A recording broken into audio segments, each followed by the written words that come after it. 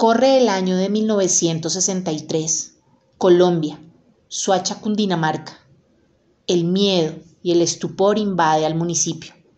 Varios cuerpos de niñas menores de edad están siendo encontradas en la vereda El Charquito, todas con signo de violencia.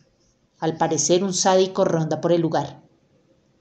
¿Qué tal, lunáticos? Bienvenidos a un nuevo caso para no dormir en Historias de Luna.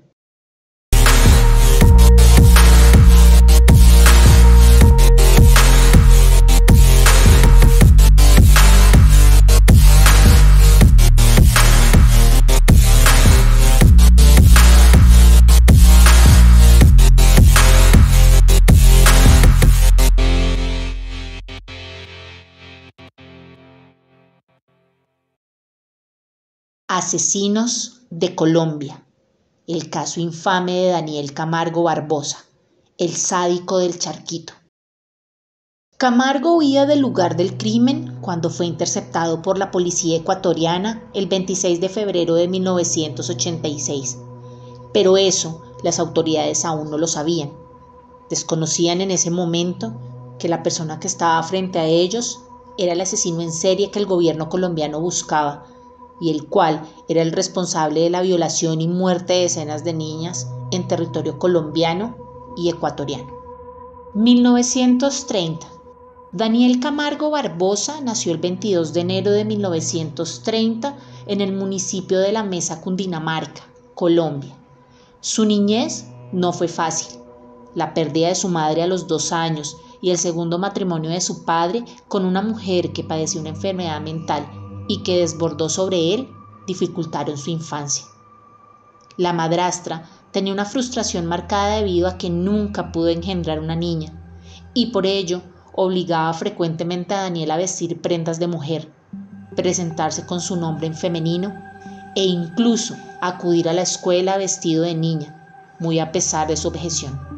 En una entrevista años después, al ser detenido, Camargo señaló: "Lo que estaba tratando mi madrastra era convertirme en una mujer. Puede ser que no me odiara, puede ser que me amara, pero no me podía amar como un niño". Sin embargo, esa humillación que vivió en carne propia, Camargo lo llevó años más tarde a odiar al sexo opuesto, culpar a las mujeres por su experiencia de la infancia. Se sabe que Daniel Camargo estudió en el Colegio León III en la ciudad de Bogotá y se destacó como un buen estudiante, obteniendo su grado de bachiller, y luego de ello salió a laborar para mantener por completo a su familia. Tras muchas investigaciones y revisión de archivos se pierde el rastro de vida de Camargo Barbosa. 1963. Es hasta 1963 que la historia retoma su curso, ya que para esa fecha contrae nupcias con su novia Alcira Castillo. Pero esa historia de amor se quebró, luego de que Alcira le fuera infiel con otro hombre. Esto a Camargo le despertó de nuevo los traumas de la infancia. Tras su separación, se involucró rápidamente con una mujer llamada Esperanza Panqueva, quien le juró ser virgen, pero con el tiempo se dio cuenta que no era verdad, y por ello diseñó un plan abominable. Le propuso a la mujer encontrar niñas vírgenes para poder estar con ellas y así compensar su engaño, a lo que la mujer aceptó. El plan que construyeron se basaba en que Camargo se haría pasar por un vigilante de almacén y éste acusaría a la menor que le interesaba de hurtar algún artículo. Así la menor entraría en pánico, pero la amante de Camargo prestaría su ayuda para calmarla y llevarla a una cafetería cercana en donde en realidad la drogarían, la raptarían y luego la llevarían hasta la vivienda que compartían para abusar de ella. Con esta maquiavélica idea, Daniel Camargo violó y estranguló a 17 pequeñas entre los 10 y 14 años de edad. Luego de esto se deshacía de los cuerpos sin vida en una zona deshabitada al occidente del municipio de Soacha, en la vereda El Charquito. Fue por el número de víctimas encontradas en esta zona que se le denominó a Camargo el sádico del Charquito. Durante 1 año y medio dichos cadáveres fueron apareciendo, llevando a la indignación de propios y ajenos, abriendo el camino para que medios de comunicación lograran que las autoridades se movilizaran en la búsqueda de aquel monstruo capaz de realizar semejantes actos. Sin embargo, para aquel entonces el uso de herramientas para lograr la identificación del asesino no contaba con el desarrollo pertinente, por lo cual el tiempo se extendió y su captura igual. Fue hasta 1967 que Camargo logró ser capturado por la policía junto a su cómplice, Esperanza Panqueva. Pero por las mismas razones del poco desarrollo investigativo, la rama judicial no tenía las legislaciones pertinentes y aún no existían leyes contra el feminicidio para condenar debidamente a este criminal, y por ello la pena para ese entonces fue de tan solo 5 años. 1974. Poco después de su salida de la penitenciaría, Daniel Camargo se trasladó a la ciudad de Barranquilla, en donde continuó delinquiendo, esta vez por su propia cuenta, y para ello decidió cambiar su nombre a Manuel Solís Bulgarín. Pero el 3 de mayo de 1974 fue sorprendido por las autoridades intentando ocultar en una fosa a una niña de 9 años, a quien acababa de violar y estrangular. La justicia logró esta vez darle una sentencia de 25 años de prisión, y para ese entonces Colombia contaba con una cárcel a 35 kilómetros de la costa pacífica colombiana, la más temida entre delincuentes, asesinos y violadores en el país, debido a las condiciones geográficas del lugar y la vida silvestre que azotó innumerables veces a sus habitantes, en específico por reptiles y serpientes, la cárcel de Gorgona. Esta, que funcionó entre 1960 a 1984, siendo clausurada por sus condiciones infrahumanas por el expresidente Belisario Betancur, y la cual recibió a Daniel Camargo Barbosa durante 10 años. Según Absalón Jiménez Becerra, doctor en educación de la Universidad Pedagógica Nacional, señala que Camargo poseía un coeficiente intelectual alto, lo que le sirvió para trazar su plan de fuga de Gorgona.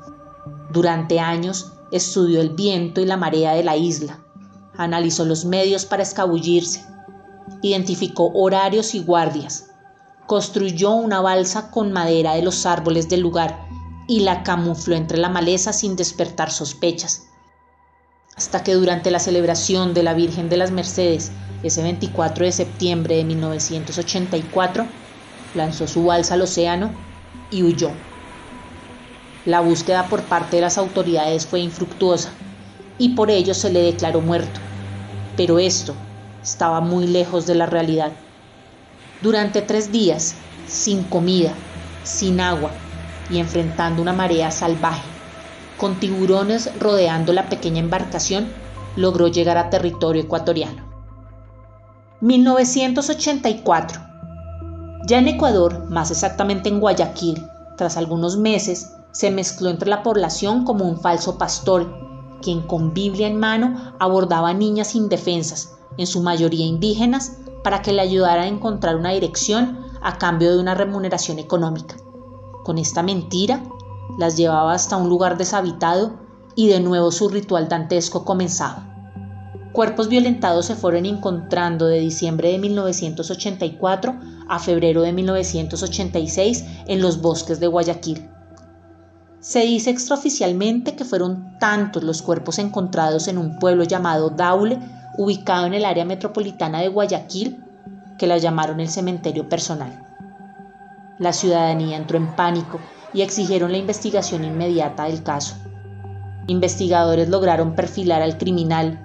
Era un hombre de 1,65 de estatura, de unos 55 años de edad aproximadamente, y que se camuflaba entre la población como un vendedor de bolígrafos.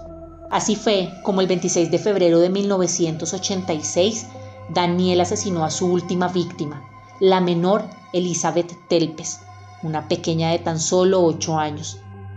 La policía le seguía el rastro de cerca y luego de que Camargo cometiera su atroz acto, este fue detenido en un retén debido a que su aspecto personal levantó sospechas. Sin embargo, para ese momento las autoridades no llegaron a imaginar que quien tenían entre manos era el asesino más buscado de la nación. Durante la requisa se le incautó una maleta, la cual tenía dentro pertenencias de la última víctima manchadas de sangre. Esto inmediatamente produjo que se le condujera hasta la comisaría para ser interrogado. Finalmente Camargo colaboró sin problemas con los investigadores e incluso habló abiertamente de las víctimas, dio sus nombres, particularidades físicas y señaló cada uno de los lugares donde enterró cada cuerpo para su identificación. 1988. En febrero de 1988 se llevó a cabo el juicio contra Daniel Camargo Barbosa en el Tribunal de Guayaquil y fue acusado por los delitos de secuestro, violación y asesinato de 71 víctimas. Durante el proceso, Camargo fue intervenido por especialistas psiquiátricos, quienes determinaron que se encontraba ante un criminal sistemático, con personalidad psicopática y que al vivir peligrosamente, constantemente, era un criminal irrecuperable. Se sabe que varias víctimas lograron huir de la muerte y declararon contra el sádico.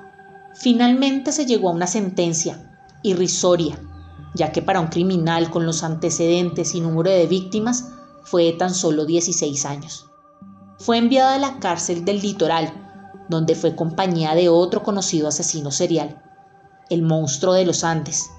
Sin embargo, ante las posibles represalias de algunos reclusos, fue trasladado al Centro de Rehabilitación de Varones de Quito, Ecuador, pero su estadía tampoco se prolongó.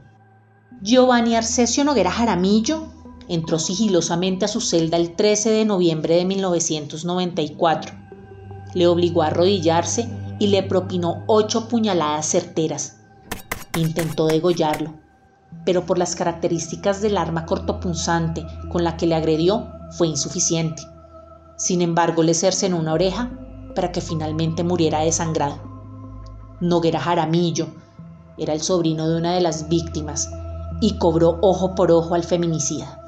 Perfil psiquiátrico de Daniel Camargo Barbosa. Daniel Camargo fue un depredador de su propia especie, un sádico que se ensañó con niñas indefensas y que desarrolló desde temprana edad una psicopatía que lo llevó a ser considerado como el primer psicópata del país, así como uno de los primeros asesinos en serie y feminicida identificado en Colombia. Para especialistas en el campo de la salud mental, Camargo Barbosa presentaba un perfil psiquiátrico complejo y de gran interés por parte de la esfera médica, debido a los componentes mismos de su conducta, que además están esbozados actualmente en el Manual Diagnóstico y Estadístico de los Trastornos Mentales de la Asociación Americana de Trastornos Mentales. Son delincuentes sistemáticos. Ellos no pueden parar, y en este caso especial tampoco era difícil entender que se trataba de una persona de un nivel de inteligencia superior a la media normal, porque no había dejado un solo rastro en los 14 meses de actividad delictiva. Así pues, Camargo padecía un trastorno de la personalidad del grupo A, o mejor conocido como paranoide, que se caracteriza por sospechar que los demás lo engañan constantemente. Rencor persistente, que hace que no olvide ni perdone las humillaciones, abusos o insultos del pasado. Sospecha continua de infidelidad por parte de sus parejas. Además, comparte un flujo con el trastorno de la personalidad del grupo B o llamado personalidad antisocial, que trae consigo incumplimiento de las normas sociales en repetidas ocasiones con motivo de detención por parte de las autoridades, engaño y mentiras para alcanzar sus objetivos, ausencia de remordimiento por sus actos. Contaba incluso con trastorno de sadismo sexual, en donde cumplía sus deseos más irrefrenables sin consentimiento de la víctima, además de trastorno de pedofilia con atracción hacia el sexo femenino. Conclusiones. A partir de la información recolectada, Historias de Luna presenta las siguientes conclusiones. Daniel Camargo Barbosa interceptó a varias víctimas mayores de edad, quienes lograron salir con vida luego de huir del lugar a donde fueron llevadas por el sádico. En entrevista, 30 años después de lo sucedido, contaron al diario ecuatoriano El Universo pormenores de lo sucedido, y todas concluyeron que Camargo nunca les dio la sensación de peligro. Por eso mismo aducen, ocurrió lo que ocurrió a tantas inocentes. Camargo fue sentenciado a 16 años en Ecuador, de los cuales cumplió 14 por rebaja de pena por buena conducta, y estaba a 6 meses de ser liberado, pero fue Giovanni Arcesio Noguera Jaramillo quien se lo impidió. Daniel Camargo inició sus pasos en la criminalidad robando una sastrería en donde trabajaba, pero al ser un delito menor fue llevado a una estación donde se dio a la fuga. Antes de su muerte en la prisión de Quito, accedió a ofrecer una entrevista en donde señaló que si a él no lo hubiesen llevado a una prisión sino a un centro psiquiátrico para recibir psicoterapia, seguramente la historia de él hubiese sido diferente. Sin embargo, los especialistas piensan lo contrario.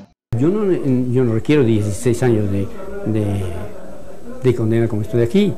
Lo que requeriría sería una psicoterapia, sería mucho más efectivo y benéfico para la sociedad, porque estaría absolutamente seguro de que jamás afloraría de nuevo aquel deseo, aquella tendencia, o como se le quiera llamar.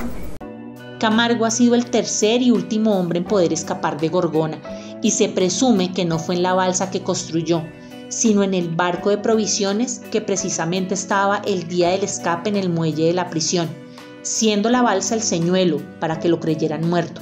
Pero esto es solo una teoría según las minutas de la isla. En el mundo habita la maldad, trae consigo angustia, alteración, corrupción, oscuridad. Pero lo más aterrador es que se disfraza hábilmente de manera gentil, amable, bella, pero una belleza retorcida que no logramos ver, y es ahí donde Camargo habitó por tantos años y destruyó los sueños de más de 170 pequeñas que solo jugaban a vivir sin miedo.